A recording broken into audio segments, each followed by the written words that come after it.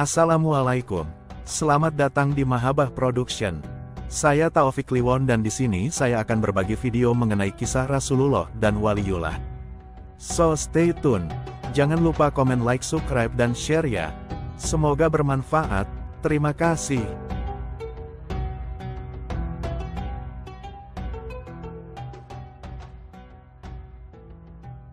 Imam Syafi'i merupakan pendiri mazhab Syafi'i, yaitu mazhab fikih yang banyak pengikutnya. Imam Syafi'i adalah satu-satunya imam mazhab dari keturunan Bani Muthalib yang nasabnya tersambung sampai Rasulullah melalui Abdul Manaf.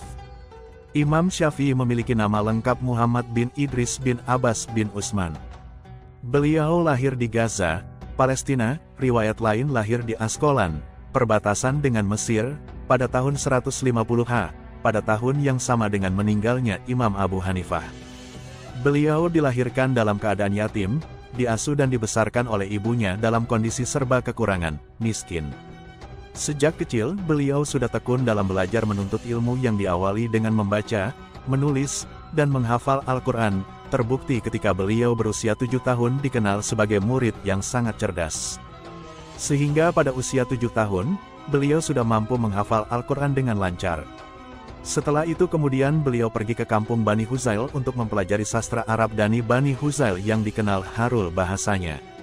Sampai pada akhirnya beliau bertemu dengan Muslim bin Khalid Az-Zanji yang wafat pada tahun 179 menyarankan beliau agar mempelajari ilmu fikih.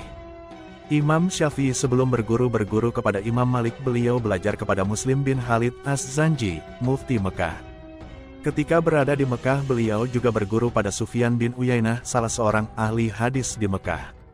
Imam Syafi'i mengatakan, kalau bukan karena Malik dan Sufyan, maka akan hilanglah ilmu Hijaz.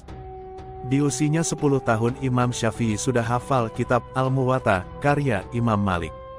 Ketika menginjak usia 13 tahun bacaan Al-Quran beliau sudah fasih, bahkan sangat merdu dan mampu membuat pendengarnya menangis terseduh-seduh. Pada usia ke-15 tahun inilah, beliau sudah diperbolehkan oleh gurunya untuk memberi fatwa di Masjidil Haram. Ketika usianya 20 tahun Imam Syafi'i ingin berguru langsung kepada Imam Malik bin Anas, pengarang kitab Al-Muwatta, di Madinah. Niat beliau untuk belajar menuntut ilmu kepada Imam Malik banyak dari berbagai kalangan yang mendukungnya seperti Gubernur Mekah. Pada tahun 163 Imam Syafi'i berangkat ke Madinah Munawarah untuk berguru kepada Imam Malik bin Anas. Beliau merupakan seorang ahli hadis, pakar fikih, di Madinah yang wafat pada tahun 179 Sesampainya Imam Syafi'i di Madinah, dengan diantar oleh Gubernur Madinah, beliau mendatangi rumah Imam Malik. Awalnya Imam Malik kurang suka karena dengan adanya surat penghantar dalam urusan menuntut ilmu.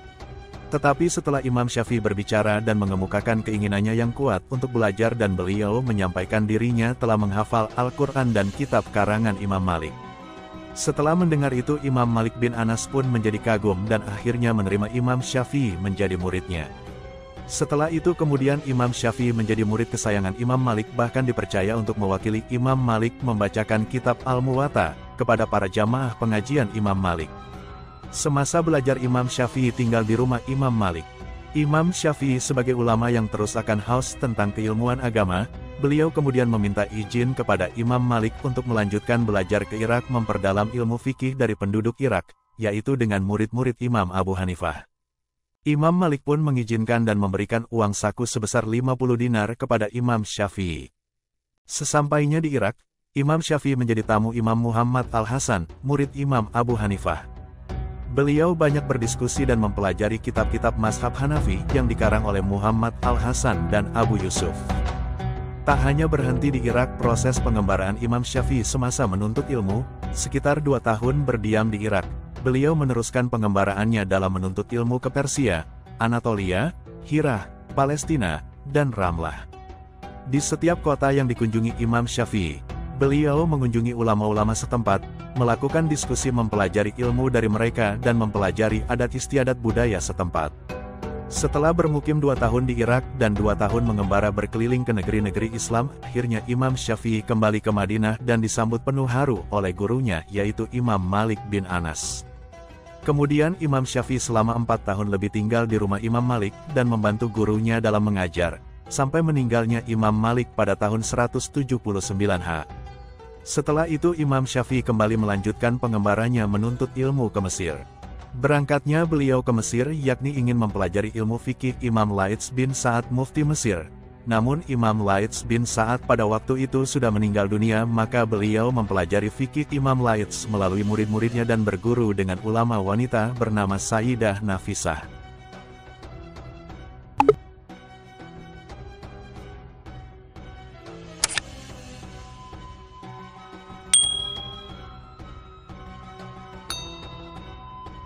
Di Mesir inilah beliau menuliskan fatwa-fatwa kaul jadid, pendapat barunya. Imam Syafi'i terus mengajar dan menjadi mufti, memberikan fatwa-fatwa di Masjid Amr bin Ash sampai wafatnya. Dalam metode ijtihad Imam Syafi'i dalam mengajar kepada murid-muridnya, beliau menggunakan 5 metode yaitu metode Al-Quran, hadis, ijma, qiyas, dan istidlal. Imam Syafi'i banyak melahirkan tokoh-tokoh ulama penerusnya seperti Abu Bakar Al-Humaidi. Adapun murid-murid dan penerus beliau adalah sebagai berikut ini. 1. Abu Bakar Al-Humaidi. 2. Ibrahim bin Muhammad Al-Abbas. 3. Abu Bakar Muhammad bin Idris. 4. Musa bin Abi Al-Jarud. 5. Ahmad bin Yahya bin Wazir bin Sulaiman at-Tujibi. Murid-muridnya yang keluaran Baghdad adalah 1. Al-Hasan Al-Saba Al-Zafarani. 2. Al-Husain bin Ali Al-Karabisi. 3. Abu Sur Al-Kalbi. 4. Ahmad bin Muhammad Al-Asyari. Murid-muridnya yang keluaran Iran dan Irak, yaitu 1. Ahmad bin Hanbal. 2. Daud bin Al-Zahiri. 3. Abu Sur Al-Baghdadi. 4. Abu Ja'far at-Tabari. 5. Ishaq bin Rohaweh, Ibnu Rohaweh. Murid-muridnya yang keluaran Mesir adalah 1. Abu Yakub Yusuf Ibnu Yahya Al-Buwaidi. 2. Al-Rabi'in bin Sulaiman Al-Muradi. 3. Abdullah bin Zubair Al-Humaidi. 4. Abu Ibrahim Ismail bin Yahya Al-Muzani. 5. Al-Rabi'in bin Sulaiman Al-Jizi. 6. Harmalah bin Yahya at-Tujubi. 7. Yunus bin Abdil A'la. 8. Muhammad bin Abdullah bin Abdul Hakim. 9. Abdurrahman bin Abdullah bin Abdul Hakam. 10. Abu Bakar Al-Humaidi. 11. Imam Abu Ibrahim Ismail bin Yahya Al-Muzani. 11. Abdul Aziz bin Umar. 12. Abu Usman Muhammad bin Syafi'i. 13. Rabi bin Sulaiman. Sanad keilmuan bersambung sampai Rasulullah. Dalam buku Mengenal Lebih Dekat Mazhab Syafi'i karya Muhammad Ajib dijelaskan, Imam Syafi'i memiliki sanad keilmuan yang tersambung sampai ke Rasulullah. Imam Nawawi yang merupakan salah satu dari ahli kalangan Mazhab Syafi'i pernah mengatakan, Imam Syafi'i memiliki guru yang sangat banyak. Di antara guru Imam Syafi'i yang paling masyhur, terkenal, adalah Imam Malik, Imam Sufyan bin Uyainah, dan Imam Muslim bin Khalid Az-Zanji. Adapun guru beliau yang bernama Imam Malik, merupakan murid dari Rabi'ah bin Abi Abdirrahman dari Anas bin Malik. Imam Malik juga merupakan murid dari Nafi bin Ibnu Umar, yang mana kedua sahabat Nabi tersebut belajar langsung dari Rasulullah SAW. Sedangkan guru beliau yang bernama Imam Sufyan bin Uyainah adalah murid dari Amr bin Dinar dari Ibnu Abbas dan Ibnu Umar dari Rasulullah. Guru beliau yakni Imam Muslim bin Khalid Az-Zanji adalah murid dari Ibnu Juraij dari Atho bin Abi Rabah dari Ibnu Abbas. Ibnu Abbas juga mengambil ilmu dari Umar bin Khattab dan Zaid bin Sabit. Sehingga secara sanad, seluruh guru Imam Syafi'i mengambil ilmu langsung bersumber kepada Rasulullah. Karya dan jasa Imam Syafi'i. Imam Syafi'i adalah orang pertama yang menyusun sistematika, perumus dan yang mengkodifikasikan ilmu usul fikih melalui kitabnya Kitab Ar-Risalah. Beliau menerangkan cara-cara istinbat, pengambilan hukum dari Al-Quran dan hadis, menerangkan mukasis nash yang mujmal, menerangkan cara mengkompromikan dan mentarjih nash-nash yang secara zahirnya saling bertentangan, menerangkan kehujahan ijma, qiyas desbe. Imam Syafi'i juga melakukan penilaian terhadap metode ikhtisan Imam Abu Hanifah, metode maslahah mursalah Imam Malik dan praktek penduduk Madinah yang dipakai oleh Imam Malik. Kitab-kitab Mazhab Syafi'i. Kitab Ar-Risalah, kitab pertama yang menguraikan tentang ilmu usul fikih. Kitab Kitab Induk, berisi pembahasan berbagai masalah fikih. Kitab Jami'ul Ilmi, Kitab Ibhalul Istihsan, berisi penilaian terhadap metode istihsan. Kitab Ar-Radu, ala Muhammad Ibn Hasan, berisi mudabaroh, diskusi dan bantahan terhadap pendapat Muhammad Ibn Hasan, murid utama Imam Abu Hanifah. Kitab Siyarul Auzai, berisi pembelaan terhadap Imam Al-Auzai. Kitab Mukhtaliful Hadits, berisi cara mengkompromikan hadis-hadis yang secara zahir saling bertentangan. Kitab Musnad Imam Syafi'i, berisi kumpulan hadits yang diterima dan diriwayatkan oleh Imam Syafi'i. Menjadi sekretaris wali negeri Yaman. Sepeninggal Imam Malik, ketika itu beliau berusia 29 tahun, maka tidak ada lagi orang yang membantu keperluan beliau. Atas pertolongan Allah pada tahun itu juga datang wali negeri Yaman ke Madinah yang mengetahui bahwa Imam Malik bin Anas telah wafat dan mengetahui tentang salah seorang muridnya yang cerdas dan ahli yaitu Imam Syafi'i. Wali negeri Yaman mengajak Imam Syafi'i ikut ke Yaman untuk menjadi sekretaris dan penulis istimewanya.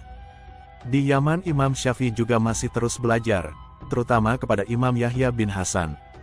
Di sana beliau juga banyak mempelajari ilmu firasat yang pada saat itu sedang marak dipelajari. Pada waktu itu Yaman merupakan salah satu pusat pergerakan kaum Alawiyin yang berusaha memberontak terhadap kekuasaan Bani Abbas. Berdasarkan laporan mata-mata khalifah, maka beberapa tokoh orang-orang Alawiyin dan termasuk juga Imam Syafi'i ditangkap dan dibawa ke Baghdad untuk diinterogasi oleh Khalifah Harun al-Rashid.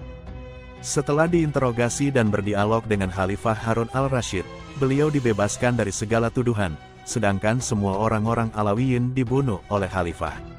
Setelah dibebaskan, Imam Syafi'i sempat beberapa lama tinggal di Baghdad dan menuliskan fatwa-fatwa Qaul Qadim, pendapat lama.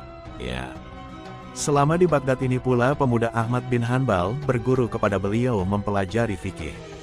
Katli di Mesir, pada sekitar tahun 200 Abbas bin Abdullah diangkat menjadi gubernur Mesir.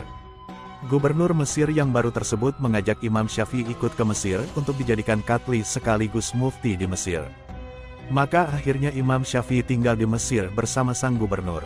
Keluarga Imam Syafi'i, walaupun aktif dalam dunia intelektual, Imam Al-Syafi'i juga menjalani hidupnya sebagai seorang suami dan ayah. Hal ini tentu berbeda dengan beberapa ulama lain yang rela menjomblo selamanya demi bisa hidup di jalan intelektual. Imam Syafi'i menjalani perannya sebagai suami dan kepala keluarga dengan baik. Imam Asy-Syafi'i menikah bukan pada umur yang ke-20-an tahun. Saat menikah, Imam Syafi'i saat itu hampir memasuki usia kepala 30 tahun. Perempuan yang ia nikahi bukanlah perempuan sembarangan. Ia menikahi seorang muslimah mulia yang merupakan keturunan Utsman bin Affan, sang khalifah ketiga. Perempuan itu bernama Hamdah binti Nafi bin Anbasah bin Amr bin Utsman bin Affan. Pernikahannya ini dilangsungkan setelah wafatnya Imam Malik bin Anas, guru Imam Syafi'i.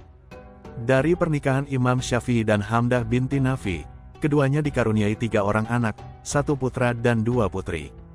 Putra pertamanya bernama Abu Utsman Muhammad bin Idris. Abu Utsman mewarisi kealiman sang ayah sehingga ia pernah diangkat menjadi hakim di kota Halab, Aleppo, di Syam. Sedangkan putri kedua dan ketiga mereka bernama Fatimah dan Zainab. Selain berumah tangga dengan Hamdah binti Nafi, Imam Syafi'i juga menikahi seorang budak perempuan. Dari pernikahan ini, ia dikaruniai seorang putra yang diberi nama Abu Al-Hasan Muhammad bin Idris Asy-Syafi'i. Namun sayang, Abu Al-Hasan masih amat belia ketika Imam Syafi'i menutup usia. Sehingga ia tumbuh sebagai anak yatim. Itulah istri dan putra-putri Imam Syafi'i sebagaimana ditulis Imam Fakhruddin Ar-Razi dalam Manaqib Al-Imam Asy-Syafi'i. Wafat. Imam Syafi'i wafat pada malam Jumat menjelang subuh pada hari terakhir bulan Rajab tahun 204 Hijriyah atau tahun 809 Miladiyah pada usia 52 tahun. Tidak lama setelah kabar kematiannya tersebar di Mesir hingga kesedihan dan duka melanda seluruh warga, mereka semua keluar dari rumah ingin membawa jenazah di atas pundak, karena dahsyatnya kesedihan yang menempa mereka. Tidak ada perkataan yang terucap saat itu selain permohonan rahmat dan ridha untuk yang telah pergi. Sejumlah ulama pergi menemui wali Mesir yaitu Muhammad bin As-Suri bin Al-Hakam, memintanya datang ke rumah duka untuk memandikan imam sesuai dengan wasiatnya. Ia berkata kepada mereka, Apakah imam meninggalkan hutang? Benar, jawab mereka serempak. Lalu wali Mesir memerintahkan untuk melunasi hutang-hutang imam seluruhnya. Setelah itu wali Mesir memandikan jasad sang imam. Jenazah Imam Syafi'i diangkat dari rumahnya, melewati jalan Al-Fustat dan pasarnya hingga sampai ke daerah Darbi As-Siba, sekarang jalan Sayyidah An-Nafisah. Dan, Sayyidah Nafisah meminta untuk memasukkan jenazah imam ke rumahnya. Setelah jenazah dimasukkan, dia turun ke halaman rumah kemudian salat jenazah, dan berkata, "Semoga Allah merahmati Syafi'i. Sungguh ia benar-benar berwudu dengan baik." Jenazah kemudian dibawa sampai ke tanah anak-anak Ibnu Abdi Al-Hakam. Di sanalah ia dikuburkan, yang kemudian terkenal dengan turba Syafi'i sampai hari ini, dan di sana pula dibangun sebuah masjid yang diberi nama Masjid Syafi'i. Penduduk Mesir terus-menerus menziarahi makam sang imam sampai 40 hari 40 malam. Setiap penziarah tak mudah dapat sampai ke makamnya karena banyaknya peziarah.